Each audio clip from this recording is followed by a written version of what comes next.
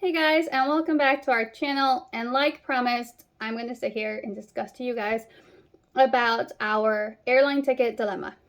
So here it goes. So we went ahead and called Korean Air, and they did not accept our name change because we didn't book our tickets through them directly. So we needed to call our third party, which is called the Guru, and it's cheap flights. So I went ahead and we called the Chief Guru to get a name change, and what they need from you would be uh, a valid passport picture to validate you are who you say you are, and then just go ahead and change it. Now, what they say, it might be a $60 cancellation fee, change name fee, or what might happen is that Korean Air might have a policy where no name changes are acceptable, and we might need to cancel our airline ticket and pay them a $60-70 cancellation fee for the ticket, and then repurchase a new ticket and then add the correct naming onto it. Now, my husband wants to go ahead and wait until we get his passport, so he can go ahead and change his name and hopefully just pay 60 bucks for the name change, and it'd be okay. But if Korean Air does not accept that, what will happen is that he would have to obviously purchase a new ticket and have a $60 fee for terminating the previous ticket. And he would have to do that for him and my daughter, because we have to make sure that they fly together, now on different planes and at different times. So that is what's going on here, trying to get the name correction for the airline ticket.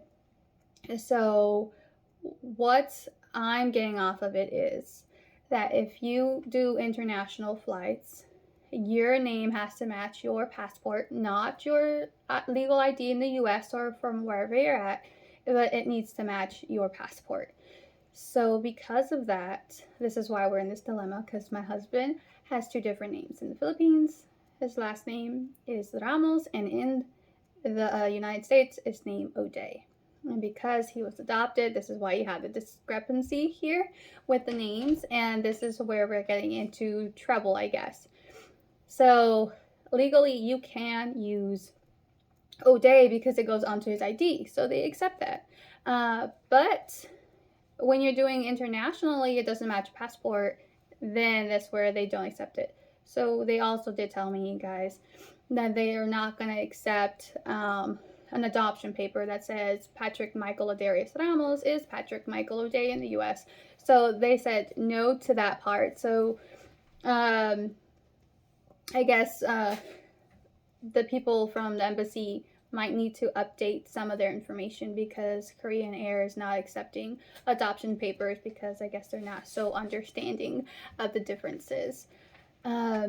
But that is what's going on with that part. So hopefully, fingers crossed, and it's as simple as paying $60 for a name change instead of having to cancel the whole entire flight. I also did talk to you guys about the reference number on the DHL. Now, that one was super simple, guys. I don't even have to really even get into it or touch base. I called them, gave them a confirmation number, and they just told me your reference number is your confirmation number. So you don't have to change it. We fill it out for you.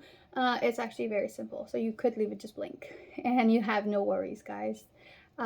Actually, yesterday, we got a notification from email saying that they had gotten the package. DHL had gotten the package and is delivering it to us. So we're very hopeful that they found his birth certificate at the main city, not the province. And hopefully we're going to get that. But at the same time, I was telling my husband that I guess it almost didn't matter if we got his birth certificate from the Philippines, just because we're moving there in 5 years. And they did say that they were going to give him his passport, which is great, with the birth certificate that he did have. And we're going to move there in 5 years, like I said, guys. And he has a 10-year passport, so we're not really going to need it. We just need the passport so we can get out of here in 5 years, and for this year, because he needs to visit family.